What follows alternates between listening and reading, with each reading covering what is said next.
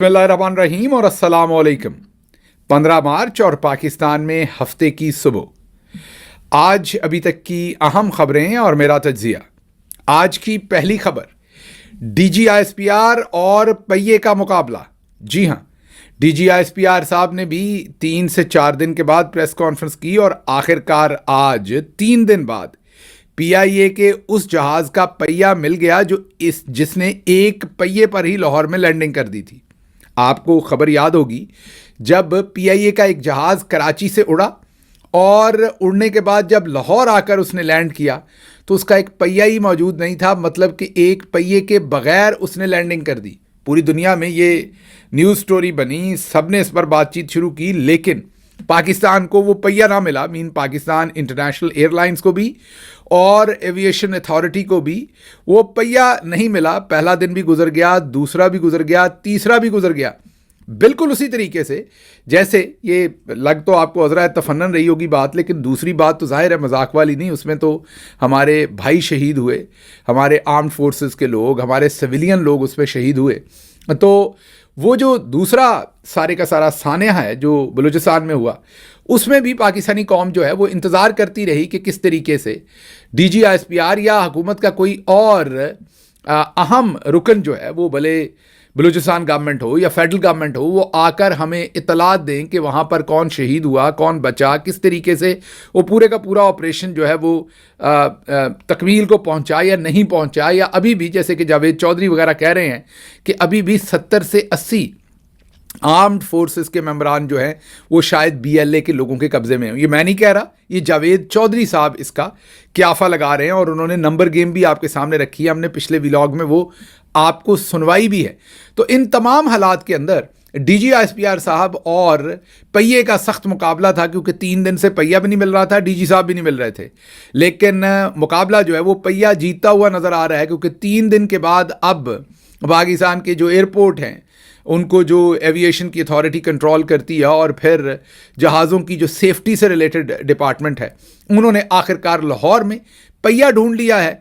और माजरत लाहौर कहा, कराची में पहिया ढूंढ लिया है और पता ये चला है कि वो पहिया जो है वो फ़्लाइट टेक ऑफ के बाद वो पहिया जो है वो करीबी किसी पार्किंग लॉट के करीब वो गिरा। और आप खुद सोच सकते हैं कि जहाज़ का पहिया जो है वो उसका हुजम और उसका वज़न सोच लें तो शुक्र खुदा का ये करें कि नीचे कोई इंसान नहीं थे या वो पहिया किसी के ऊपर जाके नहीं गिरा, क्योंकि उससे भी जानी नुकसान हो सकता था। तो एक तो ये कि 3 दिन तक हम वैसे नंबर 1 हैं, इसमें भी वैसे हमें नंबर 1 डिक्लेयर किया जा सकता है, क्योंकि सोचिए कि एक जहाज़ उड़ता है, उसके बाद वो लैंड करता है तो उसका पहिया ही नहीं होता। चलें, ये तो आप कह सकते हैं कि रास्ते में पहिया गिर गया या कुछ हो गया, मेंटेनेंस की कमी थी, प्रॉपर मेंटेनेंस की नहीं जहाज़ की, जो भी आप इल्ज़ाम लगा लें या क्याफा लगा लें, लेकिन आगे काबिलियत पे ज़रा गौर करें कि 3 दिन हम वो पहिया ढूंढते रहे। जाहिर है वो पहिया एयरपोर्ट की, या तो चले कोई रास्ते में गिरा होता ना तो फिर भी आप कहते, वो एयरपोर्ट की हदूद में से ही वो पहिया मिला आखिरकार, लेकिन 3 दिन लग गए हमें इस काम को। आप खुद सोच लीजिए पूरी दुनिया में किस तरीके से मुख्तलिफ चीज़ों के अंदर नंबर 1 डिक्लेयर करती है। अगली खबर की तरफ चलते हैं। कौमी क्रिकेटर आमिर जमाल, उनकी कैप के ऊपर, ये सोशल मीडिया पर खबर इस टाइम बहुत गर्दिश कर रही है, उनकी कैप पर 804 लिखा हुआ था। जी हाँ, ज़ाहिर है आपको पता है कैदी नंबर 804 इमरान खान साहब से रिलेटेड उनका जो जेल का नंबर था, सारे लोग उसका नारा लगाते हैं, तो उनकी कैप के ऊपर 804 लिखा हुआ था। अब PCB ने इस बिना पर उनको 13 लाख रुपए का जुर्माना कर दिया है। जी हाँ, PCB ने एक कानून इस्तेमाल किया है कि ये एक सियासी नारा है और सियासी नारा यूनिफॉर्म के ऊपर लिखने पर पाबंदी है, इसलिए कौमी क्रिकेटर आमिर जमाल को कैप पर 804 लिखने के बायस PCB की जानिब से 13 लाख रुपए जुर्माना किया गया है। चलें, कम अज़ कम एक तो फैसला हुआ कि पाकिस्तानी कौमी क्रिकेट टीम के लोग जो हैं वो क्रिकेट खेलते हुए किसी सूरत भी अपनी यूनिफॉर्म के अंदर वो किसी सूरत भी कोई सियासी बात नहीं कर सकते। लेकिन अगर काश यही लॉ जो है ये हमारे DGISPR साहब पर या हमारे आर्म्ड फोर्सेस के दूसरे कई अफसरान के ऊपर अगर लाहक हो, वो तो यूनिफॉर्म पहन के सख्त किस्म की सियासत करते हैं, सियासी बयान भी देते हैं, सियासी हमला आवरी भी करते हैं, सियासी बयानियाँ भी बिल्ड करते हैं। सोचिए कि एक तरफ जो हमारी क्रिकेट टीम है और क्रिकेटर हैं, उनको अलाउ नहीं है कि जब वो अपने यूनिफॉर्म, मतलब जब वो अपनी क्रिकेटिंग किट में हों तो वो कोई सियासी नारा नहीं लगा सकते, लेकिन हमारी आर्म फोर्सेस के बहुत सीनियर जनरल्स जो हैं कई, वो वर्दी पहनकर सियासत कर सकते हैं और उन्हें उसकी इजाज़त है। अच्छा जी, अगली खबर की तरफ चलते हैं। अगली खबर अब दोबारा उसी के ऊपर बहस हो रही है बहुत ज़्यादा, जो हमने पिछले व्लॉग में भी रखी है आपके सामने, और वो बहस ये है कि कितने लोग थे। मीन 440 थे, तो अभी तक 100 लोग जो हैं या 80 के करीब लोगों का क्यों नहीं पता चल रहा।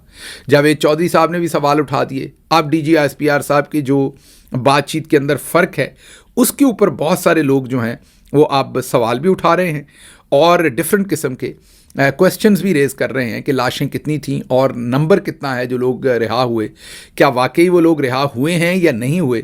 तो अब इसके ऊपर जितनी जितनी बहस चल रही है और जो भी छोटा मोटा क्रिटिसिज्म हो रहा है, उसकी बेसिस के ऊपर अब लोगों पर पीका एक्ट के तहत मुकदमा दर्ज किए जा रहे हैं।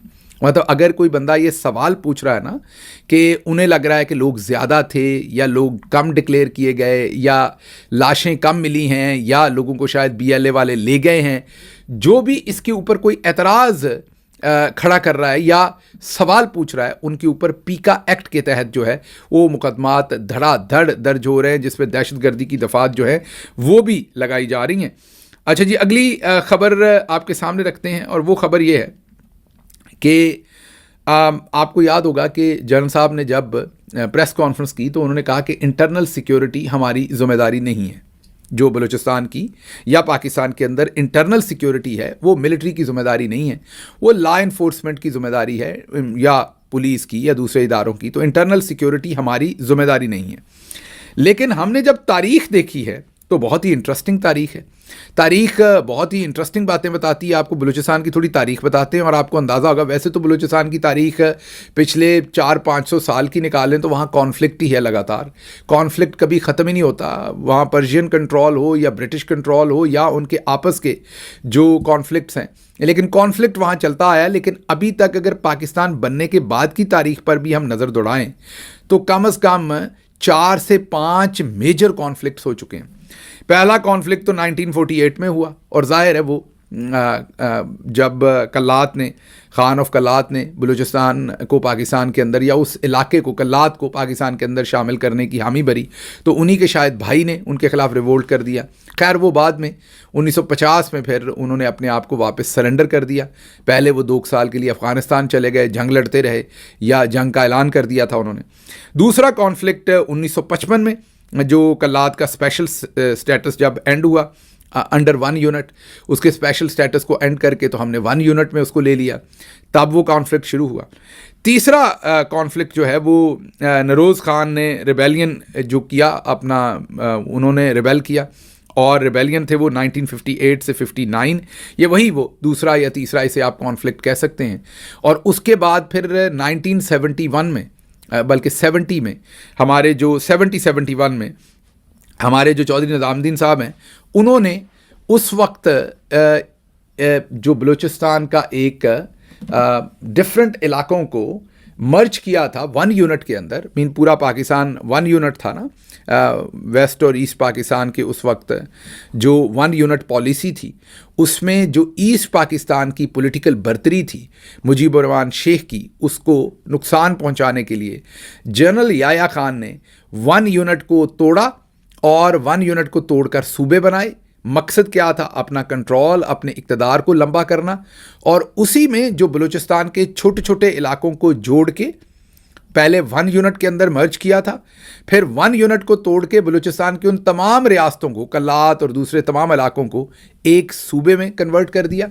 बलूचिस्तान का सूबा उसे कहा जाना शुरू किया। और फिर चौथा और आखिरी कॉन्फ्लिक्ट जो है वो 2004 में, याद कीजिए, शुरू हुआ जब ग्वादर वगैरह पर हमला हुआ, और उसके बाद 2005 में नवाब अकबर बुगटी को कत्ल किया गया, और उसके बाद से ये कॉन्फ्लिक्ट जो है ये थमने का नाम नहीं ले रहा। तो इसलिए अगर आप ये कहें कि 1948 में पहला कॉन्फ्लिक्ट हुआ था, 1955-58 में दूसरा कॉन्फ्लिक्ट हुआ था, तीसरा कॉन्फ्लिक्ट ज़ाहिर है 1973-71 उस ज़माने का था, जब फिर मिलिट्री ने वहाँ पर बहुत सारे ऑपरेशंस भी किए, आपको याद होगा। और चौथा कॉन्फ्लिक्ट जो है वो फिर 2024 के अंदर जो है वो चौथा कॉन्फ्लिक्ट जो है वो हुआ था। अच्छा जी, अब आप सोच रहे होंगे कि हम इस सारी तारीख के चक्कर में किस तरफ चले गए, तो वो आपको मैं क्विकली बता देता हूँ। वो इसलिए हमने इस पर बात की कि जब डीजी साहब ये कहते हैं कि इंटरनल सिक्योरिटी हमारा काम नहीं है, लेकिन ऐन उसी वक्त हम देखते हैं कि वो ज़राअत भी कर रहे हैं, वो बाकी सारे काम भी कर रहे हैं, तो वो उनका काम है, लेकिन ये उनका काम नहीं है। लेकिन एक और इम्पॉर्टेंट बात है कि बलूचिस्तान का ये जो आपने 1 यूनिट से पूरा सूबा बना दिया, उसके बाद से इस कॉन्फ्लिक्ट ने एक बड़ी ही डिफरेंट शक्ल इख्तियार कर ली। जिन मुल्कों को भी ऐसे चैलेंजेस होते हैं कि वहाँ फॉल्ट लाइन हो, नस्ली एतबार पर, लसानी एतबार पर, ज़ुबान की एतबार पर, मज़हब के एतबार पर, तो वो यूनिट्स को छोटा रखते हैं, यूनिट्स को डिवाइड करते हैं on the basis of administrative control and on the basis of resources and on the basis of जिसमें उनके अंदर प्रोग्रेस ज़्यादा हो सके। यूनिट्स को इतना बड़ा नहीं होने देते कि लोग फिर उसमें से लिसानी जंगें जानबूझकर निकाल लें और बड़ा चंक ही आपसे छीन के ले जाएं। तो आप देख लीजिए कि जो हिंदुस्तान का सूबा पंजाब था, उसके अंदर हिंदुस्तान को मसाइल नज़र आते थे, उन्होंने उसे 3 हिस्सों में तकसीम कर दिया। मैं ये नहीं कह रहा बलूचिस्तान को तकसीम करें, मैं तो ये कह रहा हूँ कि बलूचिस्तान के कई हिस्से थे, लेकिन उन कई हिस्सों को हमने मर्ज करके 1 यूनिट में पहले डाला, और फिर जब 1 यूनिट को ख़त्म किया तो हमने उन कई हिस्सों का एक पूरा प्रोविंस बना दिया। तो we asked for the trouble, और जाहिर है इस पर जो बलूच दोस्त होंगे उनका शायद पॉइंट ऑफ व्यू डिफरेंट हो, और मैं उसका पूरा एहतराम करता हूँ क्योंकि वो उस इलाके से है, उनकी राय मेरे से ज़्यादा मोतबर है।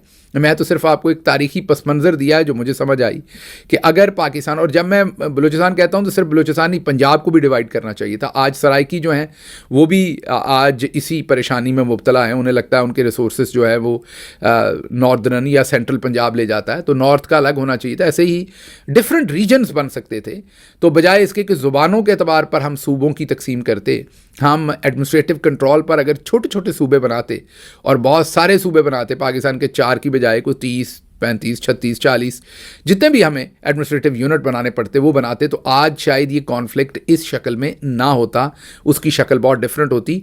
तो आज चौधरी साहब तो बड़े आराम से कह देते हैं ये हमारी जिम्मेदारी नहीं है, हालांकि अब अगर देखें तो ये सारा जो हमारे गले नया ढोल है ये भी जनरल याया खान का डाला हुआ है, क्योंकि बांग्लादेश से तो हमें नुकसान हो गया, लेकिन जनरल याया खान ने इसको जब 1 यूनिट से निकाल के सूबा बनाया तो उसके बाद अब जो कॉन्फ्लिक्ट है वो आपके सामने है। अच्छा जी, अगली खबर की तरफ चलते हैं। नजम सेठी साहब ने एक और बयान दिया है और बहुत ही धुआंधार बयान है। उन्होंने कहा है कि इनको तो ये भी नहीं पता कि BLA में है कौन कौन, ये इंटेलिजेंस का इनका क्या प्लान होना है, इनका इतना बड़ा फेलियर है, इनको पता ही नहीं है कि कौन कौन BLA के अंदर है। इन्होंने कहा कि ना उनकी तस्वीरें हैं ना उनके नाम हैं, किसी को नहीं पता कि BLA को किस किस ने ज्वाइन कर लिया है। इन्होंने कहा कि एक ही तरीका है कि अब अगर इन्होंने इस कॉन्फ्लिक्ट को ख़त्म करना है तो इमरान खान को ऑन बोर्ड लें, जेल में इमरान खान से रब्ता करें, उन्हें ऑन बोर्ड लें।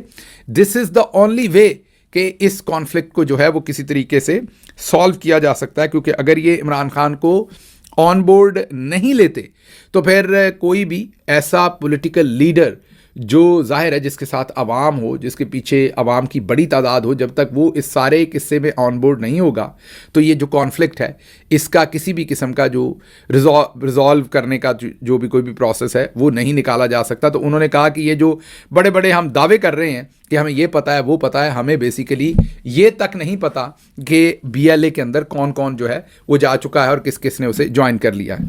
अच्छा जी, अगली खबर जो आपके सामने रखनी है वो खबर है जाफ़र एक्सप्रेस के ड्राइवर अमजद यासीन मंज। उनसे इंटरव्यू के लिए रब्ता किया है वकार बग्गा ने, सियासत PK के लिए वो इंटरव्यूज़ करते हैं, और अब वो ये ख़बर दे रहे हैं कि जो अमजद यासीन हैं उन्होंने ये बताया कि मुझे कैमरे पर आने से मना किया गया है। आप ज़रा गौर कीजिए कि एक तरफ कॉन्फ्लिक्टिंग किस्म की इन्फॉर्मेशन मिल रही है कि कितने लोग कहाँ शहीद हुए, एक तरफ ये इन्फॉर्मेशन मिल रही है, और दूसरी तरफ जो एनी शाहिद हैं जिन्होंने तो BBC के ऊपर इंटरव्यूज़ दे दिए, जो आम पैसेंजर्स थे वो तो ठीक है, लेकिन एनी शाहिद जो है, जैसा कि ट्रेन के जो ड्राइवर है, ही इज़ द मेजर, मैं ये कहूँगा कि एक मेजर किरदार है इस पूरे के पूरे साने का, उनके सामने सब कुछ हुआ है। तो उनका तो अभी तक वो, बल्कि उनको तो DG के साथ प्रेस कॉन्फ्रेंस में बैठा लेते तो कोई बुरी बात नहीं थी, अगर वो सेहतियाब हैं और वो ज़ख्मी नहीं हैं या वो बात करना चाहते हैं। तो अब आप खुद अंदाज़ा लगा लीजिए कि अब ये पता चल रहा है कि अमजद यासीन साहब ने बताया है कि उनको तो कैमरे के सामने आने से सख्ती से मना किया गया है, ان کو اجازت نہیں ہے کہ وہ کیمرے کے سامنے آ کر انٹرویو دیں. تو اگر ہم نے کوئی بات چھپانی نہیں ہے تو پھر ہم یہ سب کچھ کیوں کر رہے ہیں؟ یہ بھی ایک سوال آپ کے سامنے چھوڑے چلے جاتے ہیں. اگلی خبر کی طرف چلتے ہیں. فوج ہر جگہ نہیں ہو سکتی. بلوچستان حکومت کی بھی ذمہ داری ہے کہ آپ کے ڈپٹی کمشنرز بتائیں کہ انہیں کیا مسائل ہیں اور کیا سپورٹ چاہیے. 83,000 لیویز کے دستے وہاں انرول ہیں اور یہ وہاں کے سردار کرتے ہیں. وہ اپنی مرضی کے لوگوں کو لا کر رکھتے ہیں، پھر انہیں غائب کرا کے تنخواہ لے رہے ہیں. بریگیڈیئر ریٹائرڈ حارث نواز صاحب کی باتیں شاید ٹیکنیکلی ٹھیک ہوں لیکن کلی طور پر ٹھیک نہیں ہیں. کیوں؟ کیونکہ حارث صاحب ان نوابوں کے ساتھ اور وڈیروں کے ساتھ مل کے یہ کھیل بھی تو 70 سال سے آپ ہی کھیل رہے ہیں نا. آپ ہی ان کو یہ سارا کنٹرول دیتے ہیں. اور آپ نے اگر آپ نے واقعی وہاں پر پروگریس کی ہوتی، عام لوگوں پر ہم نے بندوق کا استعمال کم کیا ہوتا، ایڈمنسٹریٹو یونٹ بنائے ہوتے، وہاں پر پروگریس ہوتی تو لوگ ان کے چنگل سے نکل چکے ہوتے. ہم نے بھی تو وہاں پر جان بوجھ کے سرداری نظام ہی استعمال کیا ہے. جو سردار ہماری سائڈ پہ آ جائے اس کو پھر ہم نواز دیتے ہیں، اور جو ہماری سائڈ پہ نہ آ جائے اسے ملک دشمن قرار دے دیتے ہیں. تو ہم نے بھی تو اسی کام کو، تو جب ہم اپنی مرضی سے وہاں حکومتیں لائیں گے ڈمی، تو پھر یہ مسائل تو بنیں گے. تو آپ یہ نہیں کہہ سکتے کہ کے پی گورنمنٹ اپنا بلوچستان گورنمنٹ کا اصل یہ ذمہ داری ہے، ہماری نہیں ہے. جو گورنمنٹ ہی آپ چوز کرتے ہیں تو ان کو ذمہ دار کوئی کیا ٹھہرا سکتا ہے؟ ذمہ داری تو پھر آپ ہی کی ہے. اگلی سن لیجئے.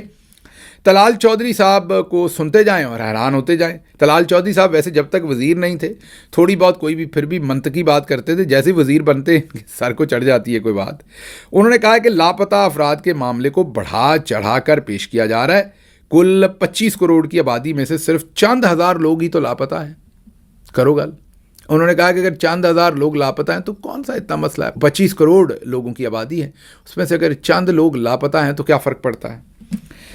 اچھا جی، اگلی خبر جو ہے وہ جعفر ایکسپریس سے ریلیٹڈ. انہوں نے 21 مسافروں اور 4 سیکیورٹی اہلکاروں کی شہادت پر بحث کے دوران طلال چودھری صاحب نے تنظیم سازی کا ذکر کیا، جس پر پوری اسمبلی کے اندر کہکے لگنا شروع ہو گئے، اور کہکے بھی نون لیگ کی اپنی طرف سے لگے.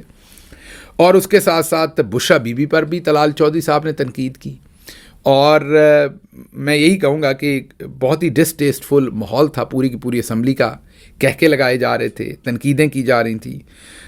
25 جانوں کی لگتا ہے کہ یہ تو 25 کہتے ہیں لیکن اب جاوید چودھری صاحب کا نمبر ہے تو اس میں 80 اور ڈال لیجئے. تو ان کے نزدیک ان جانوں کی کوئی اوقات نہیں، کوئی قیمت نہیں. یہ وہاں پر ٹھٹھا اڑایا جا رہا تھا، مذاق اڑایا جا رہا تھا. اگلی خبر سوشل میڈیا پر ایف آئی اے کے مبینہ افسر کی کال لیک کرنے کا معاملہ. ماڈل اور ایکٹریس نادیہ حسین، ان کے خلاف اب پیکا ایکٹ کے تحت تحقیقات کا آغاز کر دیا. جو نادیہ حسین ہیں ان کے شوہر کو فراڈ کے کیس میں ایف آئی اے نے، بینک فراڈ کے کیس میں ایف آئی اے نے، شاید 54 کروڑ کے بینک فراڈ کے کیس میں ان کے شوہر کو ایف آئی اے نے گرفتار کر رکھا ہے. جو نادیہ صاحبہ ہیں انہیں کسی شخص نے کسی فیک نمبر پر ایف آئی اے کا آفیسر بن کے، اب کسی کو نہیں پتا واقعی فیک ہے یا ہو سکتا ہے یہ بات درست ہو، اب وہ کہہ رہے ہوں کہ یہ فیک ہے، بہرحال ایف آئی اے کا ایک ڈائریکٹر بن کے یا آفیسر بن کے ان کو ایک کال کی اور ان سے رشوت مانگی کہ میں آپ کے ہسبینڈ کو چھڑوا سکتا ہوں اگر آپ مجھے یہ پیسے دیں. انہوں نے وہ جو کال تھی اس کو ریکارڈ کر لیا، اس کے اسکرین شاٹ انہوں نے ایف آئی اے کو بھی بتایا اور سوشل میڈیا پر بھی وہ پوسٹ کر دی، اور ساتھ لکھا کہ یہ کال فراڈ لگ رہی ہے. اس کے باوجود نادیہ حسین کو چپ کروانے کے لیے یا آپ ان سے پیسے بنوانے کے لیے، میری سمجھ سے باہر ہے کیا ہوگا مقصد اس کے پیچھے. اب ایف آئی اے نے ان کے اوپر پیکا ایکٹ کے تحت جعل سازی کا مقدمہ درج کر دیا ہے.